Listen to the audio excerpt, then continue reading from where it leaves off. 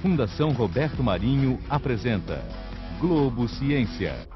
Olá, você adivinha de quem era esse escritório aqui? Eu vou dar umas pistas. Ele dizia que a ciência é a irmã caçula da arte, talvez bastarda. Adivinhou?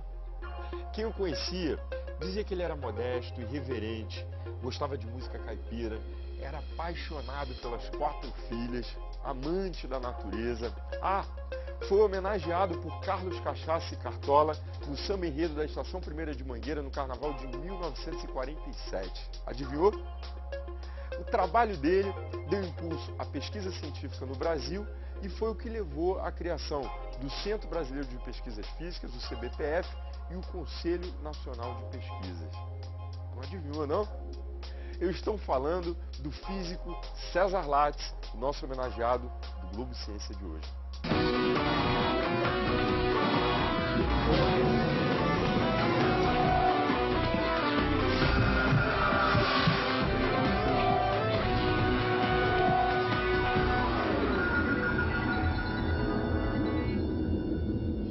Você certamente já ouviu falar na partícula subatômica meson pi, que hoje se chama de pion, pois foi exatamente a descoberta dessa partícula que colocou César Lattes entre os principais cientistas do mundo.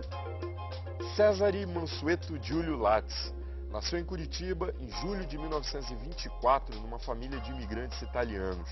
Estudou em Curitiba e em São Paulo, onde concluiu o curso de Física em 1943 e iniciou sua carreira na USP.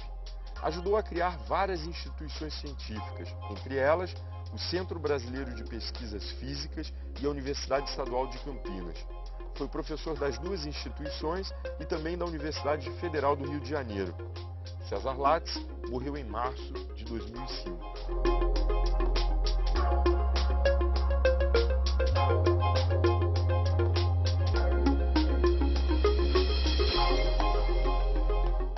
Quem vai conversar comigo é Maria Carolina Lattes, uma das filhas de César Lattes. Como é que era o César Lattes em família?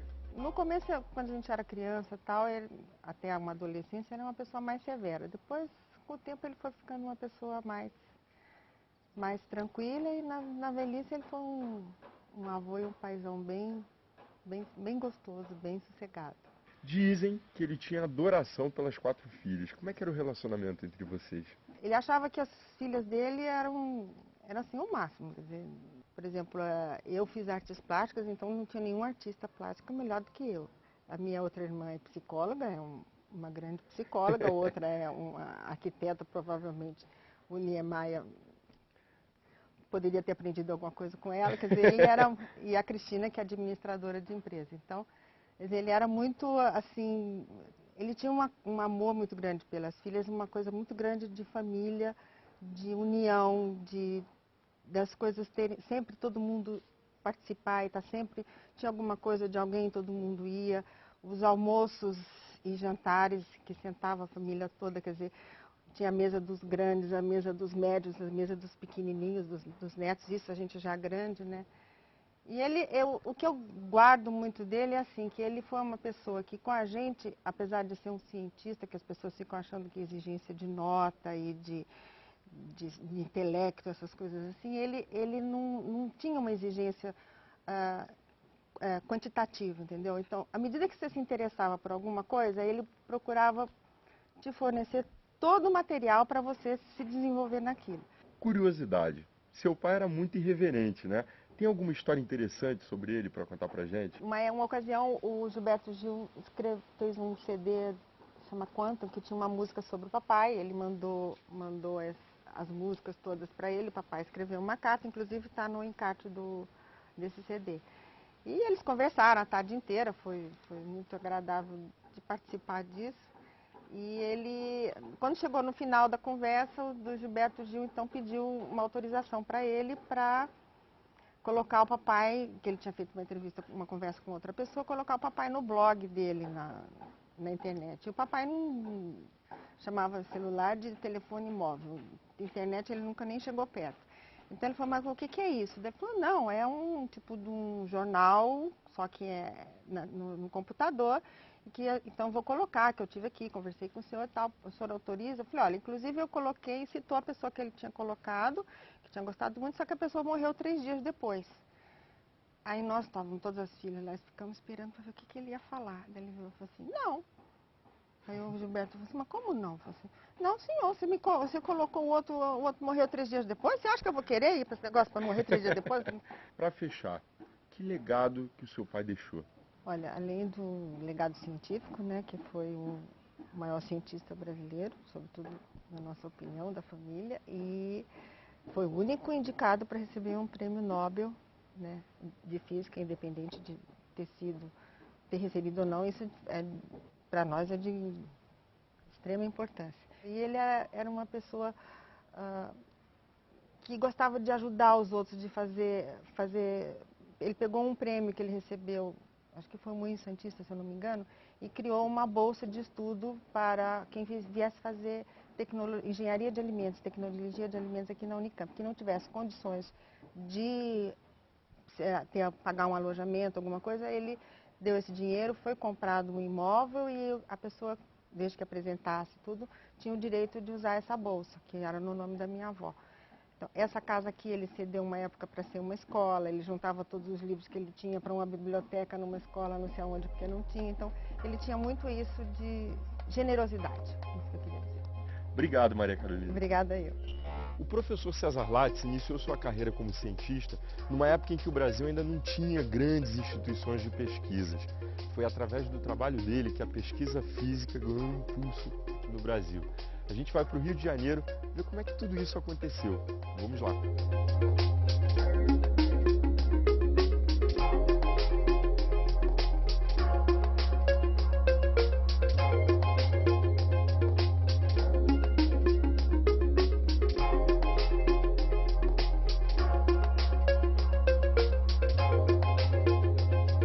Quem vai conversar comigo é Ana Maria Ribeiro de Andrade. Ela é doutora em História, pesquisadora aqui do Museu de Astronomia e Ciências Afins do Ministério da Ciência e Tecnologia, aqui no bairro de São Cristóvão, no Rio de Janeiro, e é uma especialista em História da Física. César Lattes, né, o trabalho do nosso homenageado, foi um dos seus objetos de estudo. O que te atraiu para estudar Lattes? A participação de Lattes em 2 grupos de pesquisas que chegaram a 2 grandes descobertas. A primeira, em 1947, na Universidade de Bristol, que descobre a presença dos raios cósmicos na natureza, confirma a existência dos raios cósmicos na natureza. E a segunda, 6 meses depois, ele morando nos Estados Unidos, no laboratório de Berkeley, ele detecta a produção dos mesmos mesons que eram produzidos por um acelerador de partículas. Qual a importância de Lattes para o desenvolvimento da pesquisa física aqui no país? Ele facilitou criar instituições fundamentais para a ciência no Brasil. Em primeiro lugar, o sucesso dele viabilizou a criação do Centro Brasileiro de Pesquisas Físicas no Rio de Janeiro. Naquele tempo, um instituto privado, porque não existia quase pesquisa na Universidade do Brasil. Não havia laboratórios, não havia bibliotecas, não havia dedicação exclusiva do pesquisador. Então se tentou fazer uma instituição privada para ver se conseguia mais recursos para desenvolver as pesquisas na área da física. Então o nome do Lattes foi usado, ele participou ativamente e ele mudou-se de São Paulo para o Rio, assim que retornou dos Estados Unidos para trabalhar no CBPF. E, simultaneamente, foi criado o Conselho Nacional de Pesquisas, ou CNPq, como falamos até hoje, que é a primeira agência do governo para financiar as pesquisas científicas. Tanto o papel do Lattes é tão importante que o banco de currículos dos pesquisadores brasileiros se chama Plataforma Lattes, em homenagem a ele. Você citou instituições científicas que foram criadas, né? Mas qual foi a contribuição para a física do César Lattes?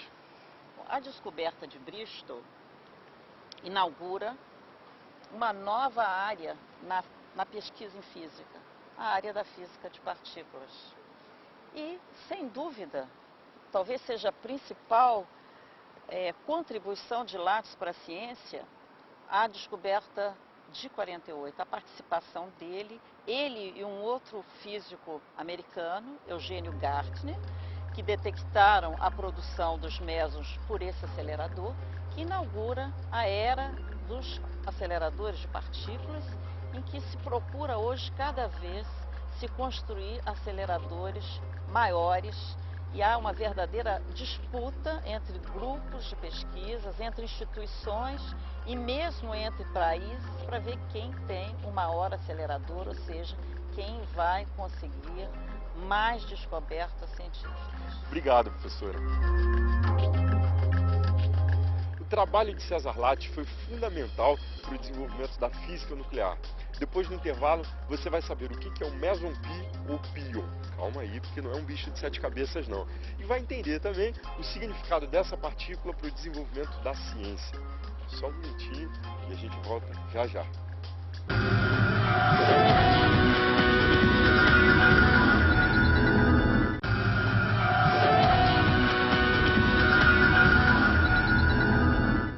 As pesquisas físicas no Brasil começaram em 1934 com a criação do Departamento de Física da Universidade de São Paulo. Quando César Lattes começou a sua carreira como pesquisador, os cientistas trabalhavam no porão do Departamento de Física e usavam equipamentos montados por eles próprios. As grandes descobertas de César Lattes e do seu grupo foram na Inglaterra e nos Estados Unidos. E ele, mesmo no auge do seu reconhecimento internacional, decidiu voltar para o Brasil. César Lattes, o nosso personagem do Globo Ciência de hoje, era contra um processo chamado fuga de cérebros. Ele achava que ele tinha que retribuir o que aprendeu no Brasil. Por isso ele recusou vários convites para permanecer no exterior e voltou decidido a criar novas bases para a pesquisa no país. Você vai entender o significado das descobertas de César Lattes e ver a importância delas para o desenvolvimento da ciência.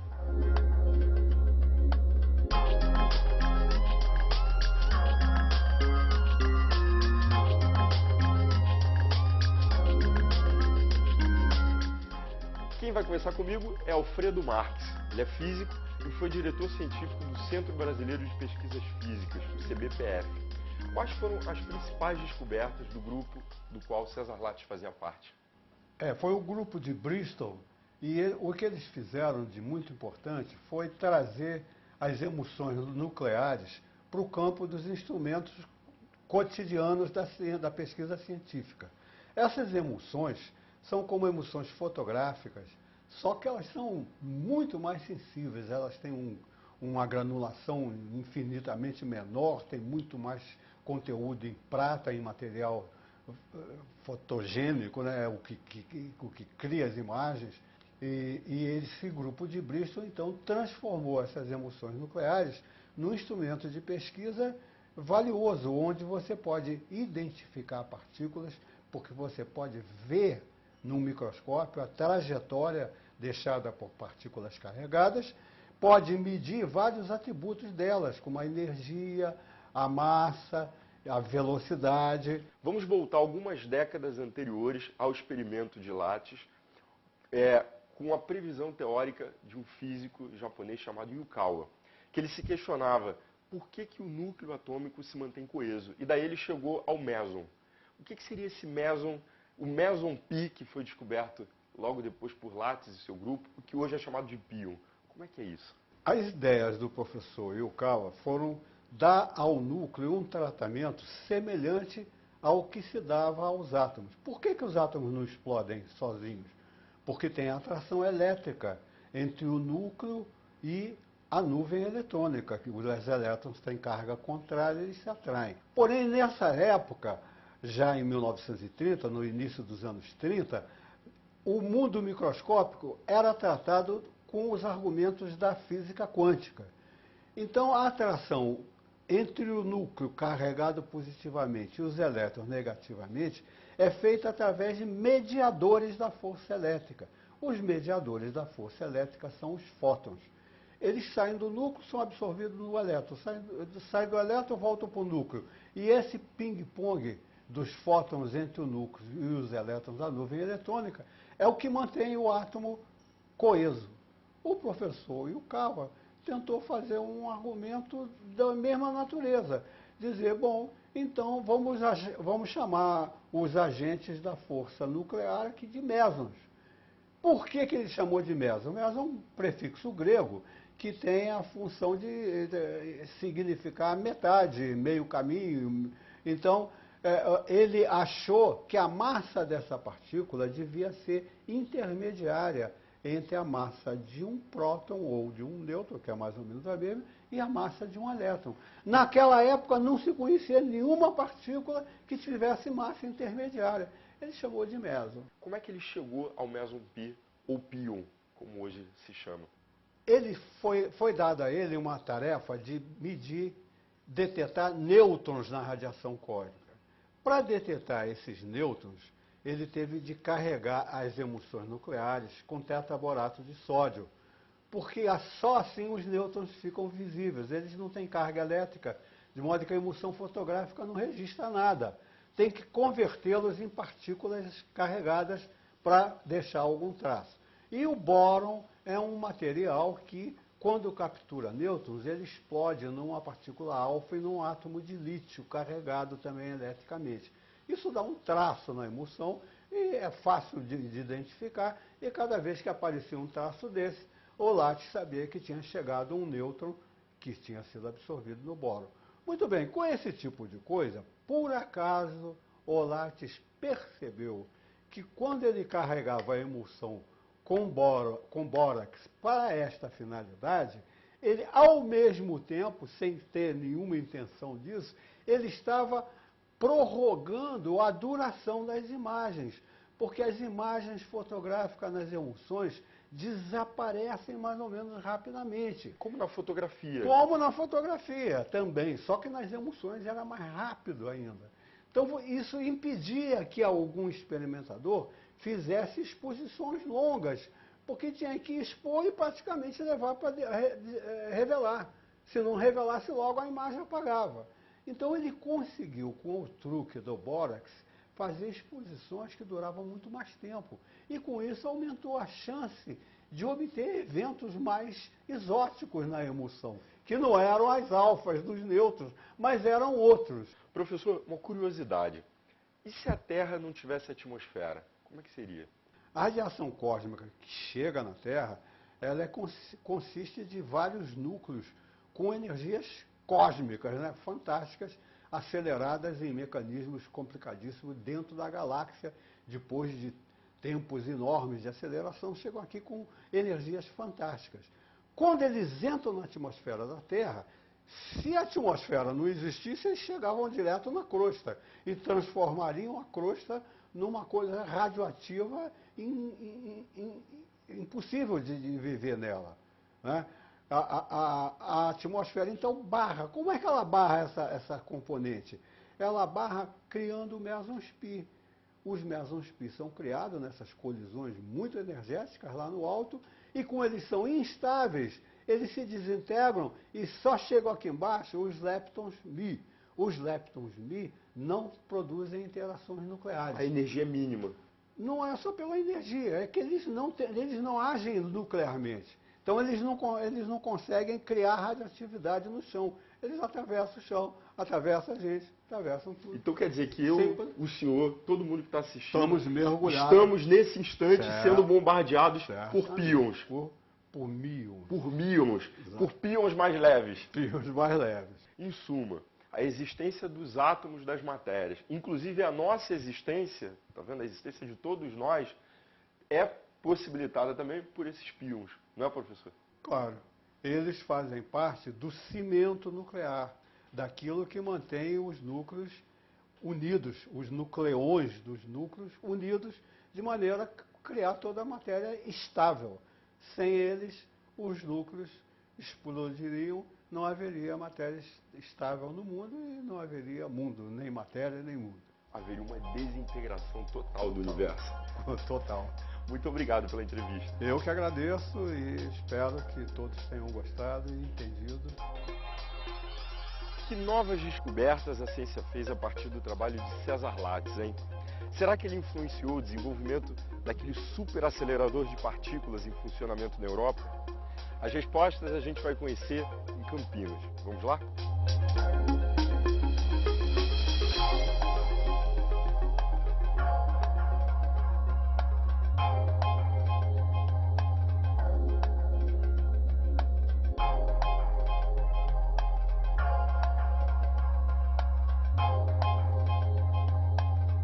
Eu estou na Biblioteca César Lattes, no acervo do nosso homenageado, aqui na Universidade de Campinas. E quem vai conversar comigo é Edson Hiroyuki Shibuya, professor da Unicamp, consultor do Centro Brasileiro de Pesquisas Físicas, o CBPF, e de universidades do Japão e da Bolívia. Ele é doutor e pós-doutor em Física e foi aluno do César Lattes. Primeiro eu queria saber o seguinte, como é que o senhor descreveria o nosso homenageado? Professor Lattes era de uma pessoa de precisão nas palavras, muito preocupado com os termos a serem usados em coisas sérias. Então ele falava com grande cuidado sobre os termos a serem usados.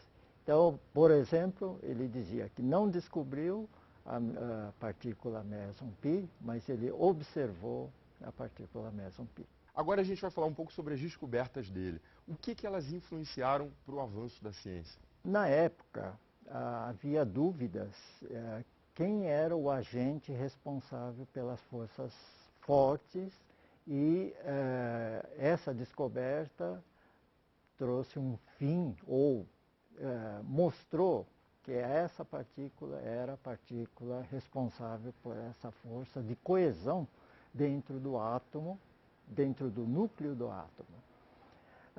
Daí para frente, houve todo um desenvolvimento, seja em raios cósmicos, seja em máquinas aceleradoras, para buscar novas partículas ou novas caracterizações do núcleo atômico. Quer dizer, ele foi responsável pelo desenvolvimento da física de partícula e pela era dos grandes aceleradores de partículas. Sim.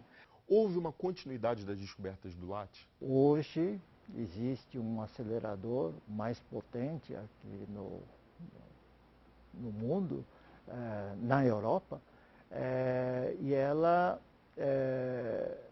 está procurando uma partícula, né, que foi observada pelo professor Lattes em Chakaltaya.